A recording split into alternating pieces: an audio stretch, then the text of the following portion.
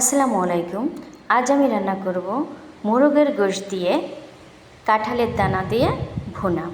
তার জন্য আমি মোরগের গোশতগুলো ধুয়ে সুন্দর করে কষিয়ে নিচ্ছি। দেখেন মোরগে কত বড়টা বোল হয়েছে, আর বোল খেতে কিন্তু খুবই মজা লাগে। আর আমি সুন্দর করে একটু কষিয়ে নেব।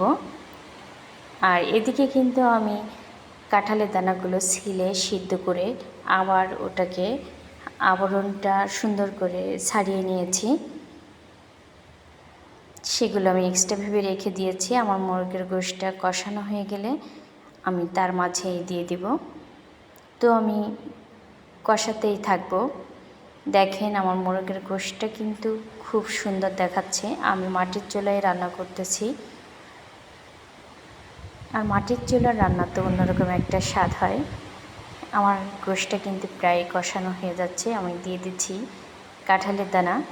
এই তো দেখেন আমি পুরোটা ছিলতে না পেরেও অর্ধেকটা ছিলে নিয়েছি। এখন আমি এটা দিয়ে আরও সুন্দর করে কষিয়ে নিব। আমি অত বেশি কাঁঠালের দানা দিইনি, মিডিয়াম পরিমাণ দিয়েছি যাতে নাকি খেতে ভালো লাগে। দেখেন কষানোটা কিন্তু খুব সুন্দর হচ্ছে, আর গোশত যত কষানো হবে ততই কিন্তু ভালো লাগবে। এখন আমি পানি দিয়ে দিব। এই তো আমি কিন্তু খুব বেশি পানি দেব না, যেহেতু এটা আমি ভুনা ভুনা করব, তাই যতটুকু সিদ্ধ হতে লাগবে ঠিক ততটুকু পরিমাণ পানি দিচ্ছি। দেখি কি অবস্থা হয়েছে। এই দেখেন আমার গোশতটা কিন্তু হয়ে গেছে।